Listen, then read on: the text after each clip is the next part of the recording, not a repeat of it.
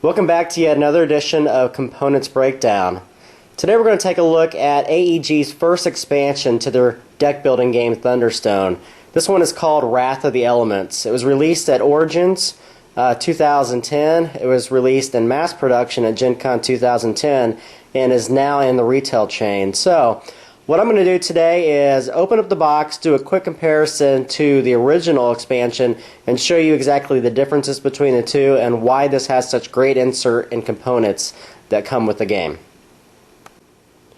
And now you see both games side by side. On the left you have the original Thunderstone release, and on the right you have its first expansion, Wrath of the Elements. The first very obvious thing you're going to notice is the box is about 2/3 the size of the original box. Let's go ahead and open it up and show you why there's a difference between the two. Inside, of course, came with the original rulebook, and I had to reprint my own because a lot of people had problems with the original wording, as I did. So they came out with several revisions to the rules that either users had created or the AEG had created. The big difference is the original game comes with a plastic mold on the inside and had several different compartments. I never felt like it was organized quite right. I've left some of the original cards in here, such as the heroes, because there was a reprint on the heroes that came with Wrath of the Elements. This time, as you notice, on the original hero, or original militia, it did not say hero on there, although the militia are heroes. So they've reprinted all those cards and included them. Now you can actually add all these to the existing game in one of the variants to have a much larger militia stack, but it's not necessary. I've also left some of the turn order cards in here.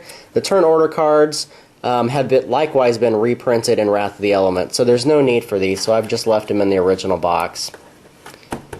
The Wrath of the Elements also comes with several of these foam inserts. The foam was just used for dividing cards, and the expansion came with 340 cards, so there was a lot of room in there. This one the original came with, I believe, 530.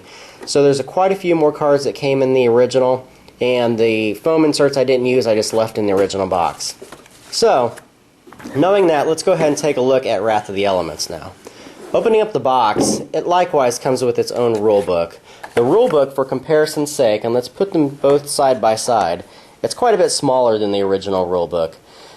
It does include 24 pages, whereas the original just had 16. It's a lot better written from front to back, and I haven't had any problems understanding the rules. There are quite a few new rules that are introduced in Wrath of the Elements, but I think people will be more pleasantly surprised with the rewrite.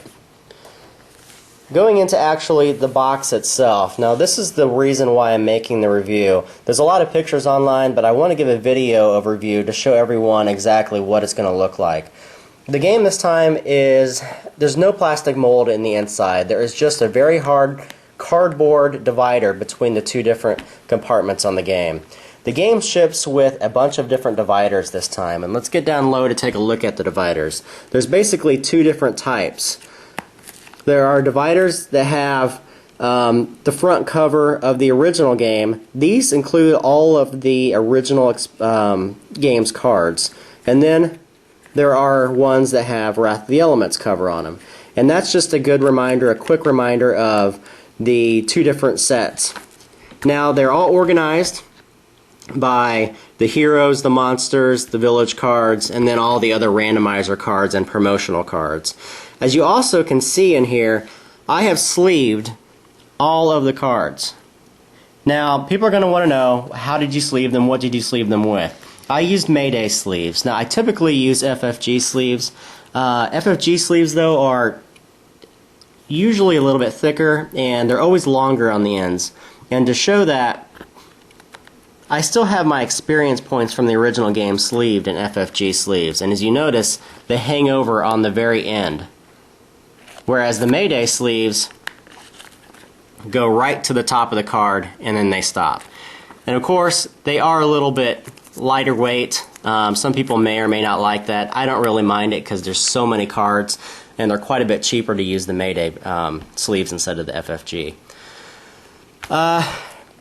The last thing I want to go into, there's promotional spot in here, which was a lot of good foresight by AEG. I've already acquired the dwarf cards, which can be purchased on BGG right now in their marketplace. And as you can see at the very back, there's still 4 foam inserts that I have in there. Those ship with the game, and so there's a lot of room in the box for future expansions as well.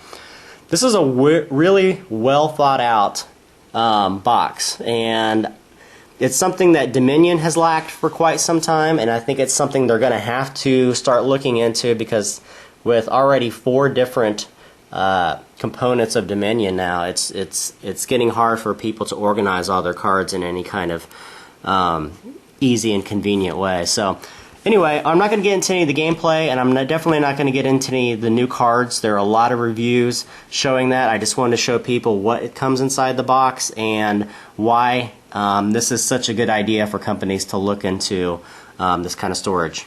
Thanks again for watching, guys.